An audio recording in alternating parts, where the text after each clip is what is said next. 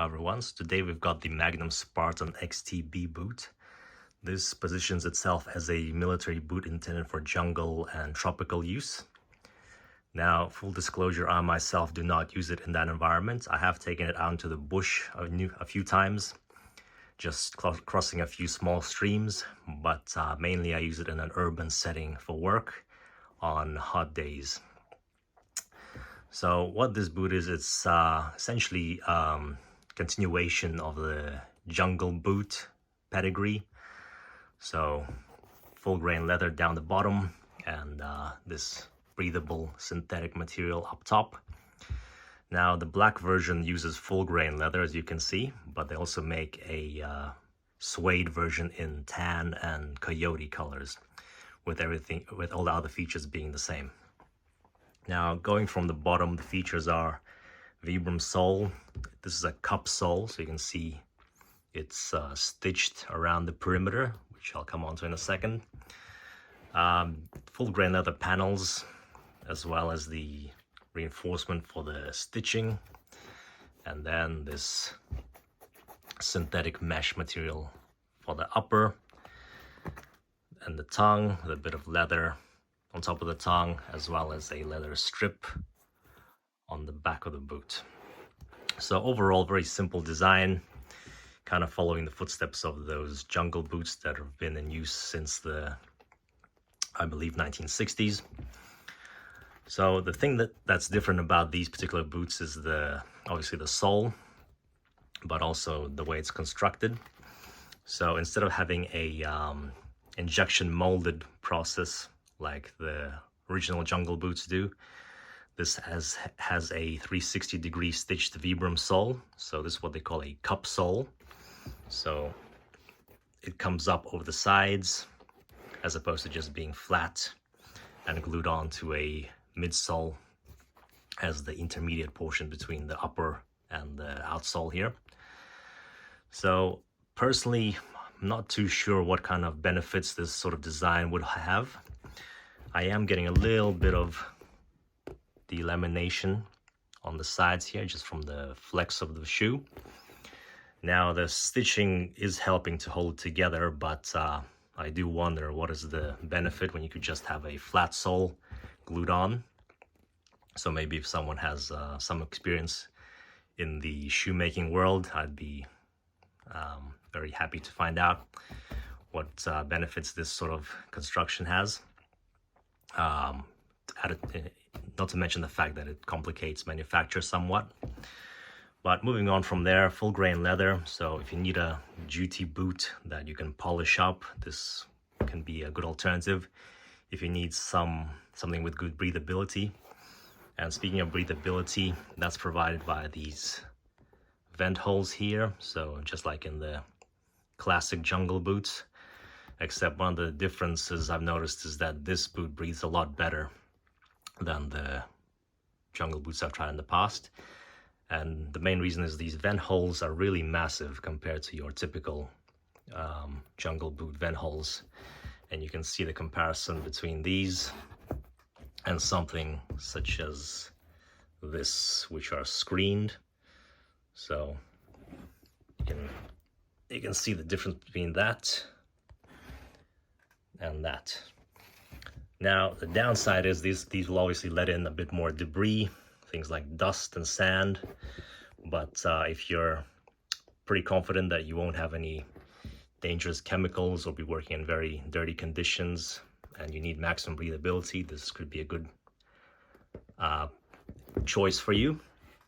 Now, second to that is the insole that they use.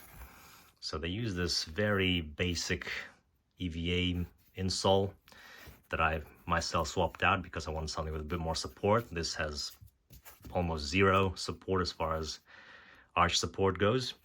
But the good thing about this is that the porous structure really does circulate air around the foot when you are walking.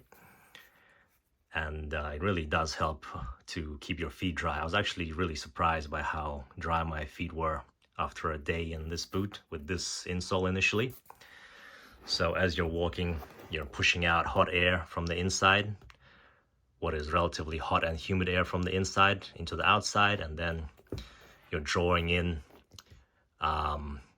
cooler and dry air from the outside. So it works as a bellows system, which really helps you to keep your feet dry.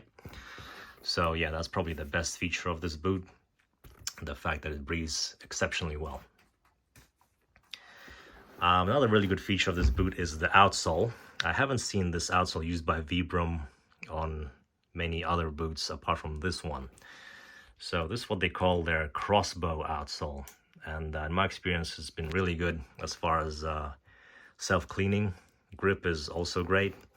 They have this really aggressive heel, so if you're walking down a slippery slope or unstable ground, then it really digs into the earth and helps you from to keep you from slipping. So really good feature there, aside from the capsule construction that I mentioned before. Yeah, nothing at all negative to say about this outsole. As far as the breathability up top, this synthetic material does breathe reasonably well. It is somewhat thicker than your classic jungle boot, not by a lot, so you can see still fairly thin there, but does have a bit more support, and then a bit more support on the tongue compared to your classic jungle boot. Ankle support is okay, nothing great, but that's just the issue with all jungle boot style boots, which leaves all to be desired as far as ankle support, and you can see that here. And part of the reason why this boot supports your ankle a bit better is the leather strap that runs up the back, so it gives you a little bit more support side to side. And I'm sure you've noticed this tear down the back already. Now this is a problem with the boot, at least in my experience. This happened not from any strenuous activity or from external damage. This happened just from regular walking and flexing of the Achilles area. So I'm not too sure how other people have got on with the durability with this pair, but for me that's definitely been a bit of a disappointment.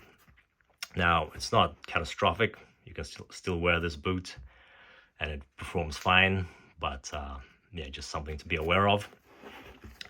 Some reinforcement straps here, not too sure how much of a difference they make, but they're there. As far as lacing goes, you got these traditional eyelets down the bottom and these quick lace eyelets, which are plastic up top. So it works fine, no complaints there. None of the eyelets have popped out or anything like that.